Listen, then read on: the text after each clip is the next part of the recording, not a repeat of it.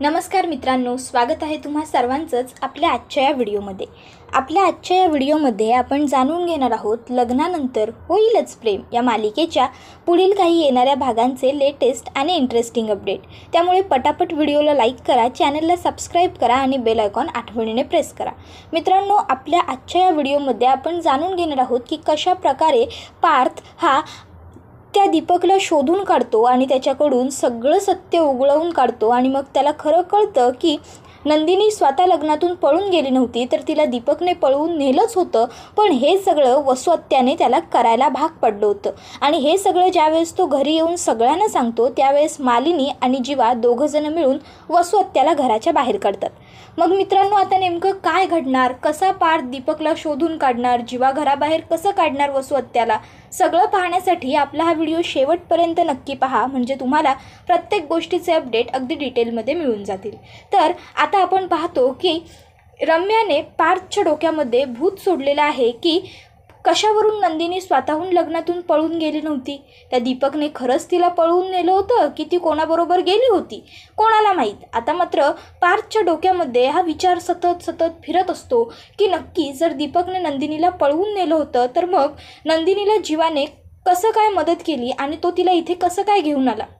माझा नंदिनीवरती पूर्ण विश्वास आहे आणि जीवावरती सुद्धा, ते दोघं खोटं बोलत नसतीलच। पण त्या दीपकला काय गरज होती नंदिनीला किडनॅप करण्याची, आणि लग्नाच्या घरात एवढी वर्दळ होती, मग तरीसुद्धा तो दीपक घरात आला कसा आणि नंदिनी कुठे आहे हे त्याला कळलं कसं। म्हणजे नक्कीच त्या दीपकला तिथली कोणतरी व्यक्ती सामील होती आणि मला ही गोष्ट आता शोधून काढायची आहे, असा विचार करून आता पार्थ हा त्याच्या काही ओळखीच्या पोलीसवाल्यांची मदत घ्यायचं ठरवतो आणि मग तो त्यांना सांगतो की मला तुमची मदत हवी आहे। आणि मग लग्नात घडलेला सगळा प्रकार पार्थ त्यांना सांगतो आणि मग तो त्यांना म्हणत असतो की दीपक नावाची ती जी कोणी व्यक्ती आहे ती मला शोधून हवी आहे। त्याबरोबर पोलीस त्याला विचारतात की तुमच्याकडे त्याचा काही फोटो वगैरे आहे का। पार्थ सांगतो नाही, मी त्या माणसाला ओळखतच नाही, कारण मी त्याला कधी पाहिलेलंच नाही आहे। पण तुम्ही आनंद निवास या संस्थेत जाऊन तिथे चौकशी करा, तो व्यक्ती तिथे कामाला होता, तुम्हाला तिथे त्याची संपूर्ण माहिती मिळून जाईल। त्यावर पोलीस त्याला सांगतात तुम्ही काही काळजी करू नका पार्थ साहेब, तुम्ही खूप प्रतिष्ठित आणि मोठे बिझनेसमन आहात आणि तुम्ही खोटं बोलणार नाही याची आम्हाला खात्री आहे। त्यामुळे आम्ही तुमचं काम व्यवस्थित वेळेच्या आत आणि कोणालाही न कळता पूर्ण करू। आता त्यानंतर पार्थ त्यांना सांगतो प्लीज लवकरात लवकर हे सगळं शोधून काढा।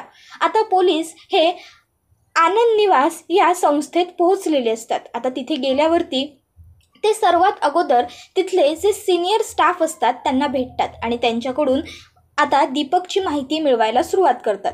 तर आता ते स्टाफ सांगत असतात की दीपक हा आमच्या इथेच काम करणारा एक कामगार होता आणि तो आमच्याकडे गेल्या 5-6 वर्षांपासून काम करत होता, पण आता तो आमच्याबरोबर काम करत नाही। का हो साहेब, काय झालं। त्याबरोबर ते इन्स्पेक्टर सांगतात त्याच्याशी तुमचा संबंध नाही आहे। बरं मला सांगा दीपक आता कुठे असतो, म्हणजे त्याच्याबद्दल काही माहिती। त्याबरोबर ते साहेब सांगत असतात की नाही हो साहेब, आम्हाला तर तो कुठे गेला काय गेला काही कळलंच नाही, एकाएकी अचानक गायब झाला। त्याबरोबर पोलीस इन्स्पेक्टर त्यांना विचारत असतात बरं ठीक आहे, तुमच्याकडे तुम्ही स्टाफचा रेकॉर्ड तर मेंटेन करून ठेवतच असाल, पत्ता वगैरे। त्याबरोबर लगेचच ते साहेब सांगत असतात की हो ठेवतो ना। आणि मग लगेच ते इन्स्पेक्टर साहेब दीपकच्या राहत्या घराचा पत्ता घेतात आणि त्याचबरोबर त्याच्या मूळ गावचा सुद्धा पत्ता घेतात। आता ते त्याच्या राहत्या घरी जाऊन तपास घेतात, पण त्यांना तिथे दीपक सापडत नाही। कॉन्टॅक्ट नंबरवरती नंबर ट्राय करतात, पण करंटली स्विच ऑफ असं सांगितलं जातं। त्यानंतर आता ते दीपकच्या मूळ गावी पोहोचलेले असतात आणि तिथे त्यांना दीपक सापडतो। आता ही गोष्ट ते लगेचच पार्थला इन्फॉर्म करतात आणि दीपकला ताबडतोब अटक करून सोबत घेऊन जातात। त्याबरोबर आता पार्थ हा त्यांना सांगत असतो की तुम्ही त्याची चौकशी कसून करा, त्याच्याकडून खरं बाहेर काढून घेण्याचा प्रयत्न करा। पण आता दीपक काही केल्या खरं सांगायला तयार नसतो। मग ही गोष्ट पुन्हा पोलीस पार्थला सांगतात। त्याबरोबर पार्थ म्हणतो ठीक आहे, मी स्वतः येऊन त्याच्याशी बोलेन, आता फक्त तुम्ही मला त्याला भेटण्याची परवानगी द्या। त्याबरोबर पोलीस पार्थला दीपकला भेटण्याची परवानगी देऊन टाकतात। आता पार्थ हा पटापट आवरून घरातून निघत असतो। इतक्यात आई बाबा त्याला बघतात आणि मग आई ही पार्थला विचारत असते अरे पार्थ, एवढ्या घाईघाईने कुठे चाललास, कसलं एवढं महत्त्वाचं काम आहे। त्याबरोबर पार्थ म्हणत असतो अगं आई, ते काही नाही, तू फार विचार करू नकोस. माझा एक मित्र आहे, त्याला एक सल्ला हवा आहे, त्याने त्याच्या कामासाठी थोडं बोलवलं आहे. काही काळजी करू नकोस, महत्त्वाचं एवढं नाही आहे, मी येतो. आणि मग आता तो तिकडनं निघून जातो. आता मात्र आईला जरा टेन्शनच आलेलं असतं. बाबा म्हणतात, काय गं, उगाचच्या उगाच का टेन्शन घेतेस? आता तर तो सांगून गेलाय कुठे जातोय ते. त्यावर आई म्हणत असते, त्याने सांगितलंय खरं, पण तो खरं बोलला नाही आहे ना, या गोष्टीचं मला टेन्शन आलं आहे. त्याबरोबर बाबा म्हणतात, खरं बोलला नाही आहे म्हणजे? त्यावर आई सांगत असते की पार्थ खोटं बोलला माझ्याबरोबर. तो त्याच्या कुठल्याही मित्राला भेटण्यासाठी नाही जात आहे, तो कुठल्या तरी महत्त्वाच्या आणि खूप अर्जंट कामासाठी बाहेर गेला आहे. त्यावर बाबा म्हणतात, आता ही गोष्ट तुला कशी माहीत? त्यावर आई सांगत असते की आज माझ्या मुलाने मला उत्तर देण्यासाठी 2 मिनिटं वेळ घेतला, विचार केला आणि मग मला उत्तर दिलं. यापूर्वी कधीच असं घडलं नव्हतं. पार्थ कुठे जातोयस किंवा पार्थ काय करतोयस म्हटल्याबरोबर पार्थ मला ताबडतोब उत्तर द्यायचा आणि त्यावेळेस तो खरं बोलत असायचा. त्यावर बाबा तिला समजावून सांगतात की हे बघ, काळजी करू नकोस, खरंच काहीतरी तितकं महत्त्वाचं काम असेल म्हणून तो तुला न सांगता गेलाय. आल्यावर आपल्याला सांगेल, तू उगाच टेन्शन घेऊन स्वतःचं बीपी वाढवू नकोस. आई म्हणत असते, बीपी वाढवू नकोस कसं म्हणताय? एवढा मोठा मुलगा, तरुण मुलगा रागारागात घराच्या बाहेर पडलाय, ते सुद्धा खोटं बोलून. कुठे जातोय, काय करतोय, काळजी तर वाटणारच ना. आणि ह्या एवढ्या दिवसात जे काही घडून गेलंय त्यामुळे काळजी वाटण्यासारखंच आहे ना. त्याबरोबर बाबा आईला सांगतात की हे बघ, काळजी करू नकोस, गणपती आहे आपल्या पाठीशी, सगळं चांगलं होईल. आणि आपण कधीच कोणाचं काही वाईट केलेलं नाही, वाईट चिंतलेलं नाही, मग आपल्याबरोबर का वाईट होईल? तू उगाच काळजी करू नकोस. आता आई म्हणत असते, तुम्ही म्हणताय तसंच होऊ देत. देवा, पाठीशी उभा राहा माझ्या मुलाच्या, त्याच्याकडून काही चुकीचं काम होऊ नको देऊ आणि त्यालासुद्धा काही इजा आपत्ती होऊ नको देऊ. त्याबरोबर आता पार्थ हा पोलीस स्टेशनला पोहोचलेला असतो. आता तो पोलिसांना भेटतो. पोलीस दीपक ज्या कोठडीत असतो तिथे पार्थला घेऊन जातात. त्याबरोबर पार्थ हा दीपकला म्हणत असतो की हे बघ, शेवटचं विचारतोय, खरं खरं सांग, नंदिनींना लग्नातून तू पळवून नेलं होतंस हे तर मला माहीत आहे, पण तू त्यांना लग्नातून का पळवून नेलं होतंस हे सांग. कारण जर आज तू मला ही गोष्ट सांगितली नाहीस ना, तर मी फक्त तुला मारून नाही टाकणार किंवा तुझ्या जीवाचं काही बरं वाईट करेन हे नाही सांगणार, पण तू जिवंतपणे पण जगू नाही शकणार याची काळजी घेईन. आता तू ठरव, तुला जिवंतपणे मरण यातना भोगायचे आहेत की तुझं उरलेलं आयुष्य सुखाने जेलमध्ये का होईना पण बसून घालवायचंय. त्याबरोबर मात्र आता दीपकचा नाईलाज होतो आणि मग दीपक सांगायला सुरुवात करतो की हो, मीच किडनॅप केलं होतं नंदिनीला, आणि ते सुद्धा तुमच्याच घरातल्या एका खूप जवळच्या व्यक्तीच्या सांगण्यावरून. त्याबरोबर पुढे तो सांगायला लागतो, त्या दिवशी नंदिनी लग्ना अगोदर जी गौरी पूजा करायला लागते ती करत बसली होती. मी आणि माझ्या एका मित्राने सनीने तिला जाऊन बेशुद्ध केली आणि मग गाडीत घेऊन तिला आम्ही जात असताना तिला शुद्ध आली आणि त्यानंतर ती जोरजोराने हाका मारायला लागली, वाचवा वाचवा ओरडायला लागली. त्याबरोबर जीवा त्या रस्त्याने जात होता आणि मग त्याने नंदिनीला तिथे पाहिलं आणि ताबडतोब त्याने आमच्या गाडीचा पाठलाग घेतला. मी नंदिनीच्या गळ्यामध्ये हार घातला होता, फक्त मंगळसूत्र घालायचं बाकी होतं आणि त्यानंतर आमचं लग्न पूर्ण होणारच होतं. इतक्यात त्या ठिकाणी जीवा आला आणि जीवाने मला पकडलं आणि खूप मारलं. सनीला सुद्धा त्याने मारलं आणि त्यानंतर मी आणि माझा मित्र सनी आम्ही दोघंही बेशुद्ध झालो. पुढे काय घडलं, कसं घडलं हे आम्हाला काही माहीत नाही. आम्ही ज्यावेळेस शुद्धीवरती आलो तोपर्यंत तिथे ना जीवाची गाडी होती ना जीवा होता. आम्ही दोघंही आमच्या जीवाला खूप घाबरलो. मग आम्ही दोघांनीही सरळ तिथून आम्हाला हे काम ज्यांनी करायला सांगितलं होता त्यांना फोन केला. त्यांनी आम्हाला सांगितलं की ताबडतोब हे गाव सोडून निघून जा आणि म्हणून आम्ही आमच्या मूळ गावी निघून गेलो. आता पार्थ त्याला विचारत असतो, तू म्हणालास माझ्या जवळच्या व्यक्तीने तुला हे सगळं करायला लावलं होतं, कोण आहे ती व्यक्ती, ताबडतोब नाव सांग. आता मात्र पार्थ हा दीपकची कॉलर पकडतो. त्याबरोबर पोलीस पार्थला पकडतात तर काही लोक दीपकला पकडतात आणि पार्थला समजावून सांगतात की कायदा हातात घेऊ नका, याला शिक्षा होणार पण ती कायद्याने. त्याबरोबर पुढे पार्थ म्हणतो, शेवटचा प्रश्न विचारतोय, पूर्ण खरं खरं आणि विचार करून उत्तर दे. आणि मग तो विचारतो की हे सगळं कोणी करायला लावलं होतं, खरं बोलायचं. त्याबरोबर आता दीपक हा सांगायला तयार नसतो. त्याबरोबर पोलीस त्याला म्हणतात, आता जेवढा मार खाल्लाय तेवढा तुला पुरेसा नाही आहे का, की अजून हवाय? विचारतायत त्या प्रश्नांची उत्तरं दे सरळ सरळ, नाहीतर 3rd डिग्रीवर घ्यावं लागेल तुला. त्याबरोबर मात्र आता दीपक घाबरतो आणि खरं सांगतो, हे सगळं मला तुमच्या सख्ख्या आत्याने म्हणजेच वसू आत्याने करायला लावलं होतं. आता वसू आत्याचं नाव दीपक घेतो. त्याबरोबर पार्थला आणखीन जास्त राग येतो. पार्थ त्याची कॉलर पकडतो आणि त्याला म्हणायला लागतो, तुला कळतंय का, तू काय बोलतोयस ते? माझ्या सख्ख्या आत्याचं नाव घेशील तू? लाज वाटते, माझी आत्या असं करूच शकत नाही. त्याबरोबर आता दीपक सांगत असतो, हे सगळं तुमच्या आत्यानेच केलं आहे. जर तुम्हाला माझं खोटं वाटतंय तर तुम्ही माझा मोबाईल चेक करा.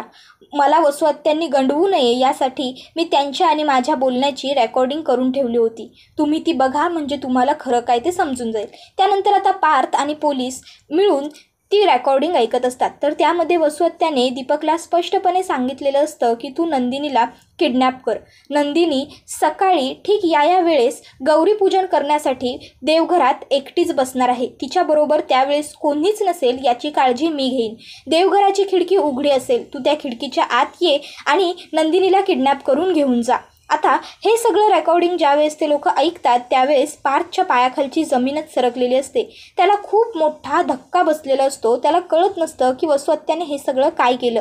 तर आता पार्थ हा पोलिसांना सांगत असतो, याला असाच सोडू नका, याच्यावरती असे चार्जेस लावा आणि याला कायमचा तुरुंगात अटकवा की हा कधी आयुष्यभर विसरला नाही पाहिजे यांनी जी काही चूक केली आहे ती. आता त्यानंतर पार्थ हा घरी आलेला असतो. आता पार्थ हा गेलेला असतो त्यापेक्षा खूप जास्त रागात असतो. आता आई बाबा पार्थला विचारत असतात, पार्थ काय झालं सांग ना, तू एवढा चिडलेला का आहेस. त्यावर पार्थ म्हणत असतो, वसू आत्या लवकर खाली ये. त्याबरोबर वसू आत्या खाली येते आणि काय रे, का उगाच माझ्या नावाने ओरडतोयस असं म्हणत असते. त्याबरोबर पार्थ हा वसू आत्याच्या पुढ्यात जातो आणि तिला म्हणत असतो, आत्या लाज नाही वाटली हे सगळं करताना तुला कळतंय तू किती मोठी चूक केली आहेस ते. अगं तुझ्या मुलीच्या सुखाच्या नादात तू आमच्या चौघांचे आयुष्य बर्बाद केली आहेस. माझी इच्छा नसताना, काव्यांची मर्जी नसताना आम्हाला दोघांना एकमेकाबरोबर लग्न करावं लागलं. आमच्या सगळ्या इच्छा आकांक्षा धुळीला मिळाल्या. माझ्याच धाकट्या भावाला माझं ज्या मुलीबरोबर लग्न होणार होतं तिच्याशी लग्न करावं लागलं. या क्रॉस मॅरेजमुळे आता आम्हाला किती त्रास होणार आहे हे तुला माहिती आहे. तुझ्यामुळे आज आमच्या चौघांचीही आयुष्य एका अशा वळणावरती येऊन थांबली आहेत ना की कदाचित पुन्हा कधीच आम्ही स्वतःला सावरू शकणार नाही. अगं आयुष्य घालवायचे आहेत आता आम्हाला या अशीच. त्याबरोबर मात्र आता सगळेजण पार्थकडे बघतच राहिलेले असतात. तर पार्थ हा वसू आत्याला म्हणत असतो, आत्या खरंच तुला काही नाही वाटलं हे सगळं करताना. थोडंसं तुझ्या जीवाला जर काही वाटून घेतलं असतंस ना तर आज हे सगळं घडलं नसतं. त्याबरोबर आता लगेचच बाबा हे पार्थला म्हणतात, पार्थ काय सुरू आहे तुझं. आत्या आहे ती तुझी, तिच्याशी बोलण्याची ही कोणती पद्धत आहे. काय झालंय नीट सांगा मला. त्याबरोबर आता मालिनी सुद्धा पार्थला म्हणत असते, पार्थ पुरे झालं. मोठ्या आहेत वसुताई आपल्या घरातल्या. आजपर्यंत मी किंवा तुझ्या बाबांनी त्यांच्यावरती एवढा आवाज चढवून बोललो नाही आणि तू आज त्यांच्याशी अशा भाषेत बोलतोयस. मोठ्यांशी असं बोलतात. त्याबरोबर पार्थ म्हणत असतो, आई प्लीज, मी इतका लहान नाही आहे की मला मोठ्यांशी कसं बोलतात हे कळत नाही आहे किंवा मॅनर्स नाही आहेत मला. आज वसू आत्याबरोबर हे असंच बोललं पाहिजे असं कामच केलं आहे वसू आत्याने. विचारा, असेल हिंमत तर सांगेल ती स्वतःच्या तोंडानेच तुम्हाला जे काही घडलं आहे ते. त्याबरोबर आता मालिनी ही वसू आत्याला विचारायला लागते की काय झालं आहे ताई, पार्थ एवढा का चिडला आहे तुमच्यावरती. आजपर्यंत तो कधीच तुमच्याशी एवढ्या वरच्या आवाजात नाही बोललेला. त्याबरोबर वसू आत्या म्हणत असते, मला काय माहिती काय झालं आहे ते. नाही तसं तर आपण काल डायनिंग टेबलवरती बघितलंच कसे तुझे दोन्ही मुलं तुझ्या लगेच सुनांच्या बाजूने उभे राहिले आणि मला त्यांच्यासमोर वचावच बोलले. ते तसंच काहीतरी घडलं असेल. याच्या बायकोने भरले असतील याचे काहीतरी कान आणि म्हणून हा बोलत असेल मला. बरोबर ना पार्थ. त्याबरोबर पार्थ म्हणतो, बास आत्या प्लीज, ऑलरेडी तू जे काही केलं आहेस ना त्यामुळे संताप होतोय माझा आणि आता तू काव्याला प्लीजमध्ये आणू नकोस. त्यांनी मला काही सांगितलेलं नाही आहे. अगं इवन ते तुझ्याबद्दल कधी काही बोलतच नाही कारण त्यांना तू आवडतच नाहीस आणि तेच बरोबर आहे. आणि मग आता पार्थ हा घरातल्या सगळ्यांना सांगायला सुरुवात करतो, वसू आत्यानेच दीपकला किडनॅप करायला सांगितलं होतं नंदिनीला आणि त्याच्यामुळेच त्याने नंदिनीला किडनॅप केलं. उलट सगळं प्लॅनिंग वसू आत्याचं होतं. त्याबरोबर हे ऐकून घरातल्या सगळ्यांनाच आश्चर्य वाटत असतं. सगळेजण पार्थकडे बघत असतात. तर पार्थ म्हणत असतो, हो एवढं आश्चर्य वाटून घेऊ नका. मी रम्याला लग्नासाठी नकार दिला आणि माझं आणि रम्याचं लग्न व्हावं म्हणून वसू आत्यानेच त्या दिवशी गौरीपूजन करताना तू नंदिनीला पळवून घेऊन जा, तिथे कोणी येणार नाही, तुला कसली बाधा येणार नाही याची काळजी मी घेईन असं त्या दीपकला सांगितलं होतं. आणि त्या दीपकने वसू आत्याच्या सांगण्यावरूनच नंदिनीला किडनॅप केलं होतं आणि त्याला नंदिनी आवडायच्या म्हणून तो नंदिनीबरोबर लग्न करण्यासाठी काहीही करू शकत होता आणि म्हणूनच त्याने नंदिनीला किडनॅप केलं आणि नेहून लग्न करत होता. पण त्यावेळेस जीवा तिथे पोहोचला आणि त्याने नंदिनीला वाचवलं. आता जीवाला हे सगळं ऐकून खूप राग आलेला असतो कारण आज वसू आत्याच्या एका चुकीमुळे त्याचं, पार्थचं, नंदिनीचं, काव्याचं सगळ्यांचंच आयुष्य उद्ध्वस्त झालेलं असतं. आता जीवा हा वसू आत्याच्या पुढ्यात येतो आणि तिला म्हणत असतो, आत्या दादा जे काही बोलतोय ते सगळं खरं आहे. त्याबरोबर वसुहत्या म्हणायला लागते, अरे काय सुरू आहे तुमचं? काय उलटे प्रश्न विचारताय तुम्ही मला? हे बघ, मी असलं काहीही केलेलं नाहीये आणि मी का वागेन हे असं काहीतरी? उगाचच्या उगाच काहीही बोलू नकोस. आणि मी या घरातली मोठी आहे, मोठ्यांशी बोलण्याची ही पद्धत आहे का? असं बोलतात मोठ्यांबरोबर. त्याबरोबर मात्र आता जीवा हा वसुहत्याला म्हणत असतो, काय आहे ना वसुहत्या, जर मोठे विसरले की आपण मोठे आहोत तर त्यांच्याशी याच भाषेत बोलावं लागतं, मगच ते सरळ लाईनीवरती येतात. आणि आता तू विषय बदलू नकोस, विचारलेल्या प्रश्नाचं स्पष्ट आणि एका शब्दात उत्तर दे. हे सगळं तू केलं होतंस. त्या दीपकला, नंदिनीला किडनॅप करायला तू लावलं होतं सत्या. त्याबरोबर आता लगेचच वसू म्हणायला लागते, मी का करू हे सगळं? मला काय गरज? आणि जर हे सगळं मलाच करायचं असतं तर मग मी खरोखर काव्याचं पार्थबरोबर लग्न का लागू दिलं असतं? मी तिथे मंडपात लगेचच बोलले नसते का की काव्याऐवजी रम्याला मंडपात उभी करा आणि तिचं आणि पार्थचं लग्न लावून द्या? पण मी असं काहीही केलं नाही, कारण हे सगळं खोटं आहे. जर मला हे सगळं करायचं असतं तर मला त्या दीपकची वगैरे काही मदत घ्यायची गरजच नसती. मी बरोबर सगळं माझ्या पद्धतीने हँडल केलं असतं. पण हे सगळं खोटं आहे, कारण मी असं काही केलेलंच नाही आहे आणि त्या दीपक की कोण आहे तो त्याला मी ओळखतसुद्धा नाही. त्याबरोबर पार्थ म्हणत असतो, बास, अजून किती खोटं बोलणार आहेस तू आत्या? मी स्वतःच्या कानाने रेकॉर्डिंग ऐकलं आहे, तुझं आणि दीपकचं फोनवरचं बोलणं मी स्वतः ऐकलं आहे. आणि जर अजूनही तुला खोटं बोलायचं असेल ना तर थांब. आणि मग आता पार्थ ते रेकॉर्डिंग पुन्हा लावतो आणि घरातले सगळे सदस्य ते रेकॉर्डिंग ऐकत असतात. त्यामध्ये आत्याने सांगितलेलं असतं की तू नंदिनीला किडनॅप कर. आता हे सगळं ऐकून घरातल्या सगळ्यांना शॉक बसलेला असतो. तर पार्थ म्हणत असतो, आत्या तुझं नशीब चांगलं की मी तुला पोलिसांच्या ताब्यात देत नाही आहे. पण आता एक जरी क्षण तू या घरात किंवा माझ्या नजरेच्या समोर थांबलीस ना तर मी काय करेन खरंच मला सांगता नाही येत आहे. आणि त्यामुळे आत्ताच्या आत्ता ताबडतोब प्लीज तू या घरातून स्वतःहून निघून जा. आता मात्र वसुहत्या घरातून बाहेर पडायला नाटक करत असते. त्याबरोबर पार्थचा नाईलाज होतो आणि पार्थ आणखीन जास्त वसुहत्यावरती ओरडून बोलायला लागतो, वसुहत्या तुझ्या एका चुकीमुळे बघ ना काय घडून बसलंय ते. त्याबरोबर त्या ठिकाणी आता काव्या आणि नंदिनीसुद्धा आलेलं असतात आणि त्याच दोघींनीसुद्धा आता हे सगळं बोलणं ऐकलेलं असतं. आणि काव्याला तर आता वसुहत्याचा खूप राग आलेला असतो, कारण तिच्यामुळे आता तिला जीवा मिळणार नसतो. तिच्यामुळेच पार्थचं आणि तिचं लग्न झालेलं असतं. त्याबरोबर पार्थ म्हणत असतो, बरं झालं नशीब की माझं लग्न तुझ्या मुलीबरोबर नाही झालं, कारण ती शेवटी तुझी मुलगी आहे, तुझ्यासारखीच असणार. नशीब. त्याबरोबर वसुहत्या म्हणते, पार्थ रे काय बोलतोयस तू? आता वसुहत्याचं सगळं पितळ सगळ्यांसमोर उघडं पडलेलं असतं. तर पार्थ म्हणत असतो, काही चुकीचं बोलत नाही आहे मी, जे आहे ना ते खरं आणि स्पष्ट बोलतोय. तर आता इकडे जीवाला आणि मालिनीला मात्र वसूला घरात ठेवून घ्यायचंच नसतं. वसू सगळ्यांची माफी मागत असते. तर मालिनी ही तिला म्हणत असते, वसुताई आजपर्यंत तुम्ही खूप चुका केल्यात आणि सगळ्या चुका मी तुमच्या माफसुद्धा केल्या, कारण तुम्ही माझी थोरली नणंद आहात आणि त्याहून महत्त्वाचं तुम्हाला नवरा नाही आहे म्हणून. पण आता बास, जर तुम्ही माझ्या मुलांच्या आयुष्याचा खेळ करण्याचा प्रयत्न केलात तर एक आई म्हणून मी तुम्हाला माफ नाही करणार. त्याबरोबर आता लगेचच जीवासुद्धा म्हणत असतो, अगं आई, ह्या अशा बाईला काय करणार आहे? आई या शब्दाचं मूल, जी एका दुसऱ्या मुलीला असं किडनॅप करायला लावू शकते तिच्याच लग्न मंडपातून. तिने हा सुद्धा विचार केला नाही की नंतर लोक तिच्याबद्दल काय विचार करतील, काय बोलतील, नंदिनीची किती बदनामी होईल, याने साधा फरकसुद्धा पडला नाही आत्याला. बास, ह्या अशा नालायक लोकांना आपल्या घरात जागा नाही. आणि मग जीवा वसुहत्याला हाताला धरतो आणि घराच्या बाहेर ढकलून देतो आणि सांगतो, पुन्हा आमच्या घराच्या दिशेने कधी बघूसुद्धा नकोस, नाहीतर लक्षात ठेव मी काय करेन ते मला सांगता येणार नाही. मार्क माय वर्ड्स. त्याबरोबर लगेचच आता रम्या पुढे येते आणि पार्थला म्हणत असते, पार्थ अरे काय बोलतोयस तू? कळतंय का तुझं तुला तरी? आई असं का करेल? हे बघ, ते असं काही करणार नाही, तुझं काहीतरी चुकतंय. अरे आत्ताच्या काळात हे असे ऑडिओ कोणीही बनवून देऊ शकतं. प्लीज समजून घे मला, प्लीज आईला घराबाहेर काढू नकोस. त्याबरोबर पार्थ हा रम्याचा हात झटकावून देतो आणि म्हणत असतो, शट अप. आणि जर तू जास्त नखरे केलेस ना तर तुझ्या आईबरोबर तुलासुद्धा घराच्या बाहेर काढायला मला वेळ नाही लागणार, लक्षात ठेव. त्याबरोबर मात्र आता लगेचच रम्या ही गप्प बसते आणि घरातून बाहेर काढलेल्या आईकडे बघत असते. तर आता दुसरीकडे वसू ही म्हणत असते, मी असं काहीसुद्धा केलेलं नाही आहे. पण आता जीवा आणि पार्थ दोघंजणं जातात आणि दोन बाजूने दरवाजे बंद करून घेतात वसुहत्याच्या तोंडावरती. त्याबरोबर हा व्हिडिओ तर इथेच संपतो, पण पुढे हे पाहणं इंटरेस्टिंग होणार की नेमकं आता वसुहत्याला घराबाहेर तर काढलं आहे, पण ती खरोखर घराबाहेर जाणार का, की पुन्हा काहीतरी नवीन प्लॅन करून ती घरामध्ये घुसणार पाहण्यासाठी आपल्या चॅनलला सबस्क्राईब करा आणि बेल आयकॉन आठवणीने प्रेस करा, जेणेकरून पुढच्या प्रत्येक व्हिडिओचं नोटिफिकेशन हे तुम्हाला मिळत राहिलं पाहिजे। त्याचबरोबर तुम्हाला काय वाटतं, आता जीवाने आणि पार्थने जे काही केलं आहे ते बरोबर आहे की नाही कमेंट करून सांगायला विसरू नका। आपला व्हिडिओ हा तुमच्या मित्रपरिवारांबरोबर त्याचबरोबर कुटुंबियांसोबत सुद्धा नक्की शेअर करा, जेणेकरून तुमच्याप्रमाणे त्यांना सुद्धा आपल्या सगळ्या व्हिडिओंचा आनंद घेता येईल। पुढचा व्हिडिओ येईपर्यंत धन्यवाद।